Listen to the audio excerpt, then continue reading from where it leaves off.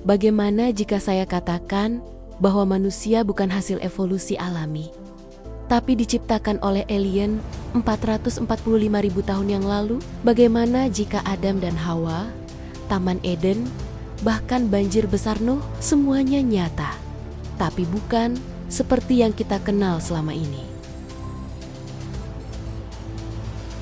Tahun 1849,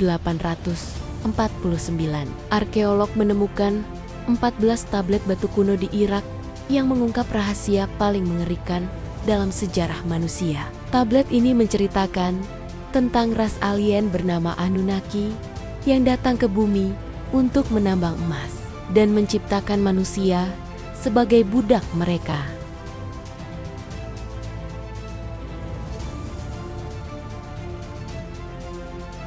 Anunnaki, nama yang berarti mereka yang dari surga datang ke bumi. Menurut tablet Sumeria, mereka adalah ras alien super maju dari planet Nibiru, sebuah planet raksasa yang orbitnya melewati bumi setiap 3.600 tahun sekali.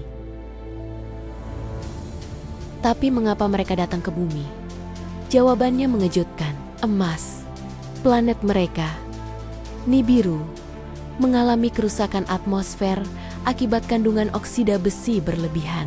Mereka membutuhkan nanopartikel emas untuk memperbaiki lapisan ozon mereka. Sama seperti NASA menggunakan foil emas untuk melindungi satelit dari radiasi kosmik. Bayangkan, ketika bumi masih dihuni dinosaurus dan mammoth, Anunnaki sudah menjadi astronot yang menjelajah galaksi dengan teknologi yang bahkan sekarang masih belum bisa kita pahami.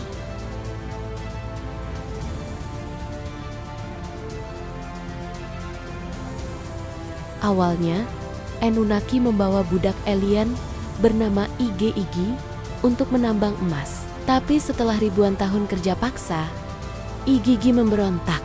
Perang pertama di bumi pun pecah, dan Igi kalah total, dimusnahkan habis.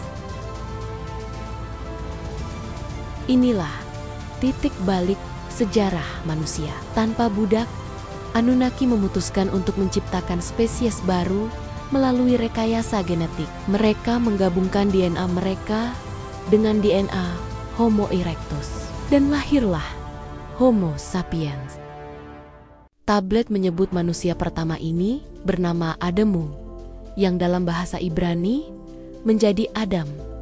Dan ya, ada juga manusia yang diciptakan dari tulang rusuk Adamu. Kemungkinan besar merujuk pada Hawa.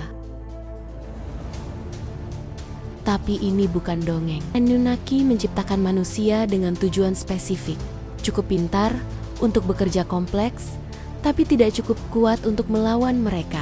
Manusia adalah budak genetik yang dirancang sempurna.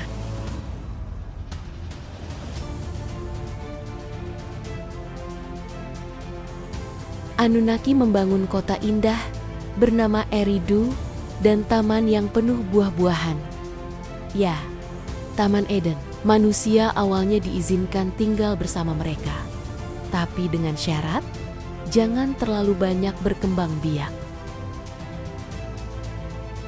Tapi manusia melanggar aturan ini. Populasi meledak, bahkan terjadi perkawinan silang antara manusia dan Anunnaki yang melahirkan ras hibrida bernama Nephalim, raksasa di zaman kuno. Enlil, pemimpin Anunnaki, murka besar, dan kebetulan planet Nibiru mulai mendekati bumi dalam siklus 3.600 tahunnya. Gravitasi Nibiru menciptakan bencana kosmik, banjir besar. Enlil sengaja membiarkan banjir ini menghancurkan umat manusia. Tapi Enki, Anunnaki yang menciptakan manusia, merasa kasihan. Dia diam-diam memperingatkan seorang manusia bernama Zethusu Drea untuk membangun perahu besar dan menyelamatkan hewan serta manusia pilihan. Ya, Ziusudra adalah Nabi Nuh. Kisah banjir besar ini tercatat di hampir setiap peradaban kuno di dunia. dengan versi yang berbeda-beda.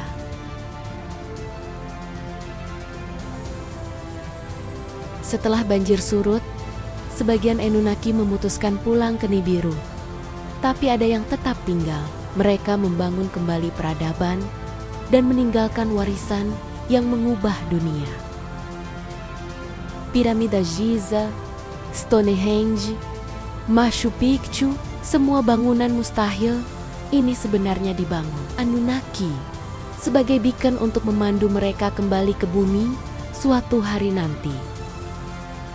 Enki sebelum pulang mengajarkan manusia arsitektur, matematika, astronomi, sistem pemerintahan monarki, bahkan aturan bahwa hanya keturunan darah biru yang boleh memimpin. Inilah mengapa para bangsawan dulu hanya menikah sesama bangsawan. Dan yang paling mengerikan, tablet menyebutkan bahwa Anunnaki akan kembali ketika Nibiru mendekati bumi lagi untuk mengklaim kembali planet ini dan ras budak yang mereka ciptakan. Jadi, apakah kita benar-benar keturunan alien? Apakah Anunnaki akan kembali? NASA sendiri pada 2017 mengkonfirmasi kemungkinan adanya planet 9 di tepi tata surya yang masanya 10 kali lipat bumi. Zakaria Sitchin menghabiskan 30 tahun meneliti tablet ini dan yakin 100% akan kebenarannya, tapi banyak ahli yang menolak teorinya.